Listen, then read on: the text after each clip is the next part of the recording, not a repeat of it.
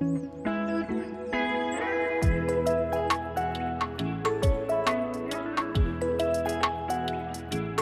sjúkraþjálfari af Héraði, hann lögfræðingur úr Fljótsdal. Þau hafa búið mikið erlendis en gripu tækifæri þegar Hengifoss Guesthouse í Fljótsdalnum vantaði nýja rekstraraðila, stukku til og fengu eldskírnina sumarið 2019. Það var mjög góðing, það var ekki mikið, það var svona alveg hæfilega busy og þeir fólk sem bjóðu í útlöndum. Já. En svo kom COVID og þá vorum við bara með opið í einhverja 2 mánuði. Leiguliðin okkar bara yndislegur að veita okkur góðan afslátt af leigunni það árið. Og svo seinna COVID árið, þá voru allir Íslendingar búin að kaupa sér aftan í vagn og komnir hérna í sólina og hitann hérna fyrir austan. Og það var mjög mikið að gera í fyrra hjá okkur. Þetta seinna COVID ár. Þá sáðu Íslendinga en svo í sumar þá sprakk allt í útlendingum.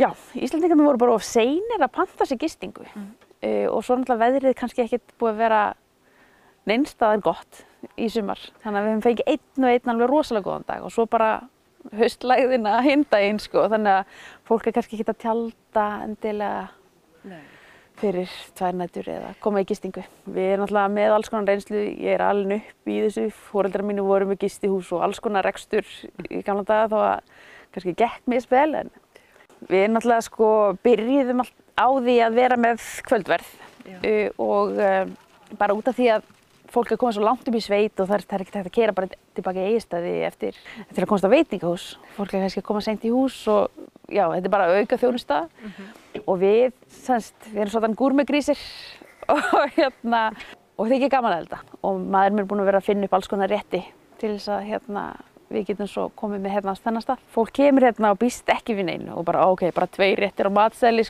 bara En það, þegar fólk býst ekki við neinu þá er þetta að koma fólki mjög óvart. Í sumar við höfum verið að fá rosalega mikið af Ísraelum og fólki frá Sviss. Annars er þetta náttúrulega bara blandað. Þetta er mikið Þjóðverjar, slatti af Ameríkönum, þetta er allra þjóða, ég vil ekki segja kvikindi. Hengifoss Guesthouse hét lengi vel Fljótsdalsgrund og það rak þá tengdamóðir Sigríðar ásamt svila sínum. Já, þetta var nú eiginlega þannig að þegar var verið að virka hérna eða það batteri var í gangi að þá kom slippstöðina á Akureyri með þessar herbergiseiningar sem þá vinnubúðir hérna inn á túnanum hjá mér, inn á Valþjófsstað.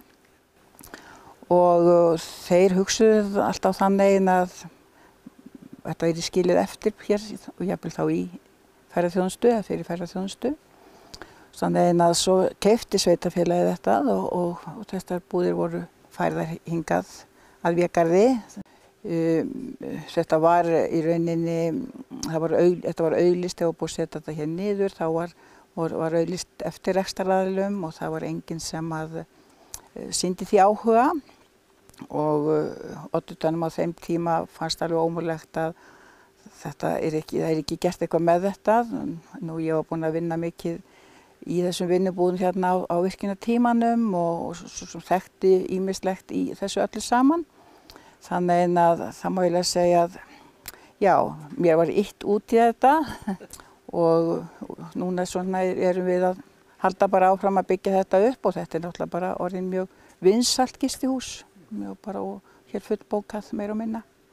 Við erum að reyna að koma gönguleiðum og Fljótsdalinn bara á kortið. Það er náttúrulega gríðarlega fallegt hérna og eins og segi, fjöllin eru að há og mikil.